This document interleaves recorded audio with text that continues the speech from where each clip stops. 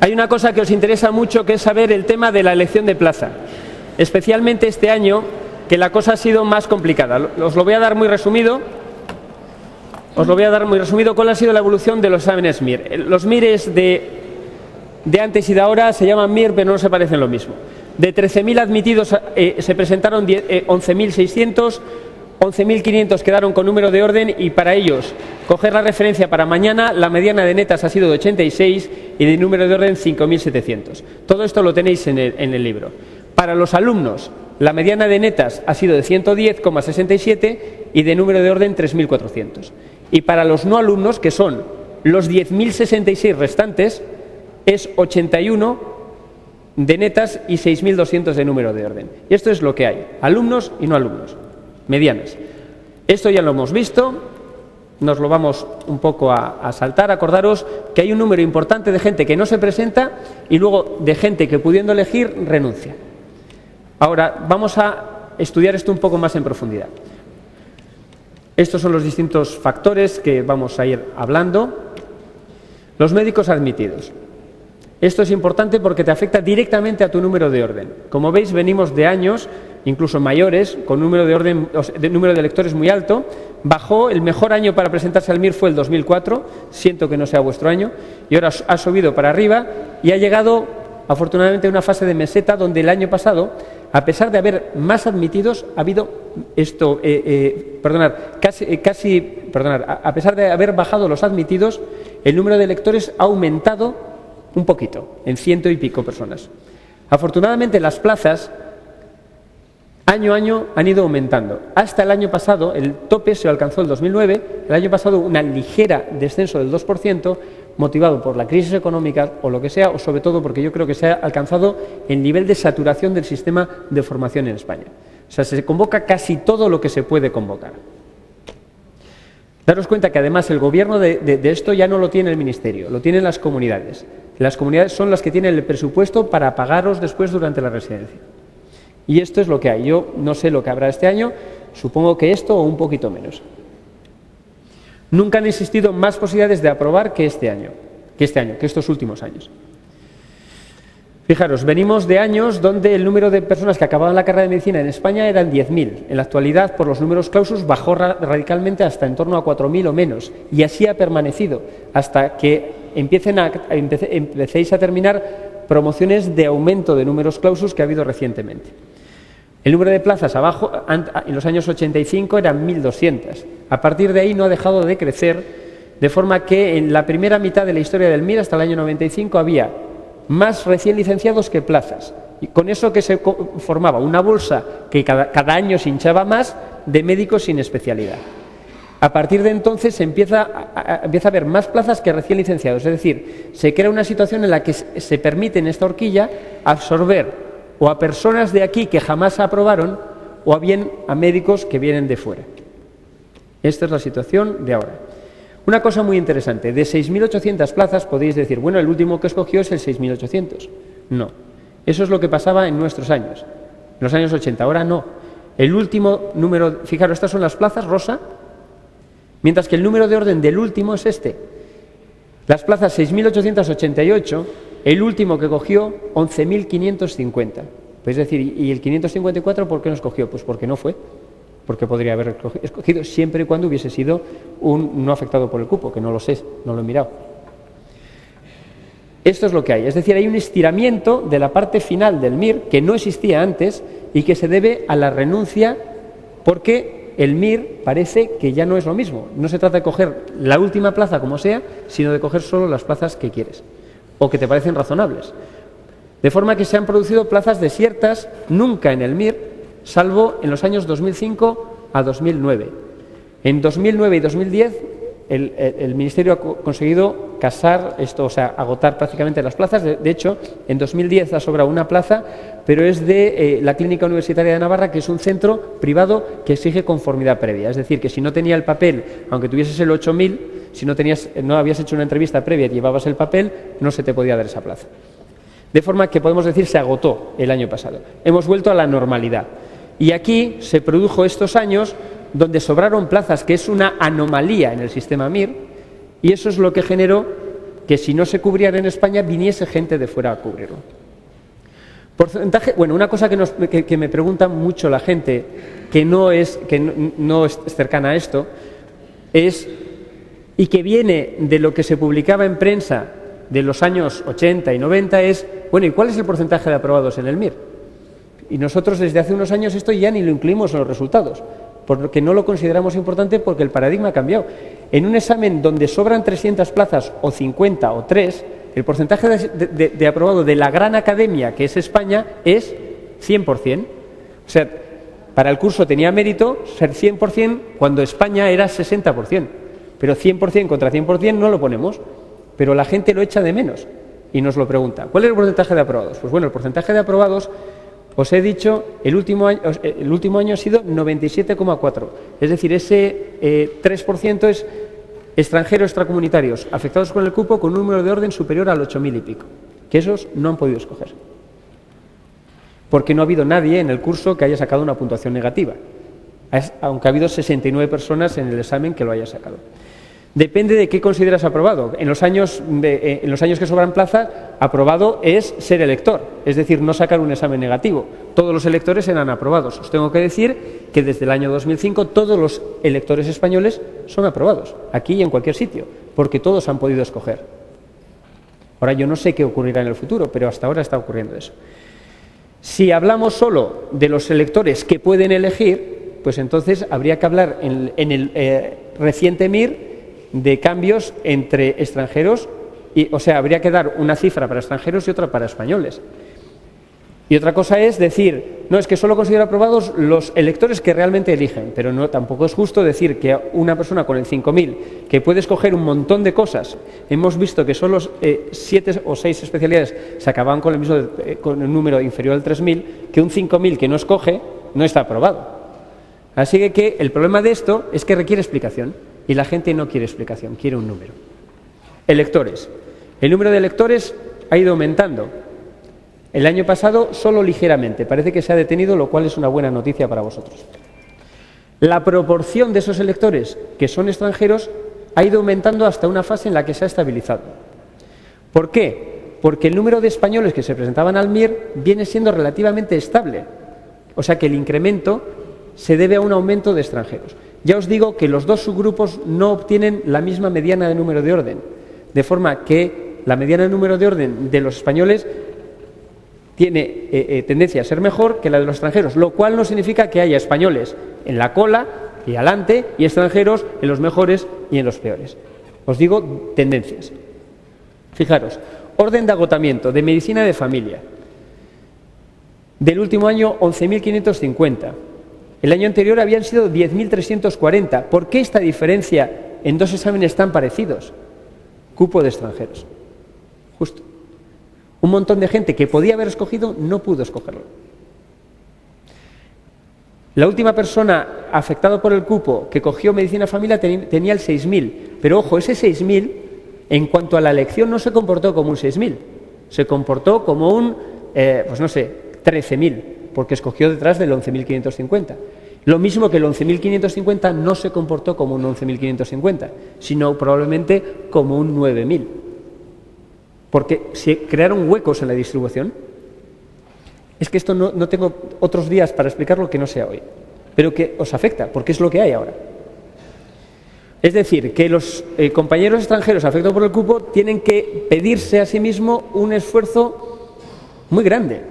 Primero, porque su tendencia natural es a quedar en la segunda mitad de la distribución. Os hablo no de los alumnos, en general. En la segunda mitad, pero es que además en la segunda mitad no les sirve. Tienen que quedar en la primera mitad. Médicos presentados que pudieron escoger plaza. Teóricamente, de los 11.624 presentados, había 6.800 plazas, es decir, porcentaje teórico de aprobados en España, el número que quiere la gente, 59%. Pero no es verdad, porque hemos dicho que se ha estirado la elección. De forma que la elección real ha subido hasta, me parece que ha sido un 85 o un 87%. ¿Cómo ha sido la elección de plaza? Pues este año más compleja que nunca. La gente que se presentó y sacó un examen negativo, ¿esa gente sale con número de orden? No, no son electores. El resto son convocados, salen con número de orden y son convocados a la elección como siempre. Y en esa elección hay, como siempre, un 10% para el cupo de extranjeros. que no son plazas reservadas para extranjeros, es un máximo de plazas que pueden ser asignados a los que tienen cupo. Hasta que se agota el cupo de extranjeros, las plazas se cogen normal, el 1, el 2, el 3, el 224 no acude, el 225, lo que sea. Y según va escogiendo cada uno, el ordenador del ministerio sabe si estás afectado o no por el cupo. El 200 coge y está afectado por el cupo, dice 688 menos 1, 687. Coge otro, 685, 684. Y llega a un número, que es el 4100, donde el 688 escoge. Y el siguiente, 3 números de orden más allá, o 5, va, no sé exactamente cómo fue, pero ya avisarían, supongo, en el estrado, y dijeron, se acabó el cupo de extranjeros. Y entonces los compañeros afectados por el cupo tuvieron que esperar hasta la segunda convocatoria. Solo siguieron escogiendo los españoles y los extranjeros no afectados por el cupo. Se crearon huecos. Escogió el 10.455 o 500, bueno, ya no sé si es un 4 o un 5, el 11.550, me parece que fue el último. Y el ministerio dijo, ¿sobraron plazas? Sí, ¿cuántas? 360, no sé, más o menos, no sé cuántas fueron, 300 y pico. Convocó una segunda elección. Nunca ha habido esto, es la primera vez este año. ¿Y esa elección quién puede ir? Cualquiera que no haya ido que no haya escogido en la primera. La mayoría no, todos los que fueron eran afectados por el cupo. Muchos no fueron, porque las plazas que quedaban correspondían a un número de orden tampoco del 11.000, pero sí a lo mejor del 9.000. Y ahí se fueron escogiendo, y en el 6.000 se acabó medicina de familia, y en el 8.000 y pico se acabó la última de especialidad de escuela, es decir, de las no remuneradas. Las escuelas profesionales son medicina de balneario, hidrología, medicina del deporte y medicina legal y forense. Esas no se cobra, sino que se paga en una escuela universitaria para formarte. Quieren cambiarlo y quieren meter deportiva y legal en el MIR, pero no sé qué harán. Y finalmente hay un pequeño subgrupo que es de más de 1.000 personas que no pudieron escoger, porque estaban afectados por el cupo y tenían un número de orden superior al 11.000. ¿Habéis entendido cómo funciona esto? Porque esto no viene en ningún sitio. Es importante que lo entendáis. Bueno, no viene en ningún sitio, en el libro lo tenéis. Es decir, que de España, ¿cuáles fueron el porcentaje de gente que suspendió, que no pudo escoger? Los que no les dejaron escoger porque no sacaron una puntuación positiva, y los afectados por el cupo con un número de orden superior al 8.000 y pico. Eso supone 1.428, es decir, un 12,3% de la población de electores.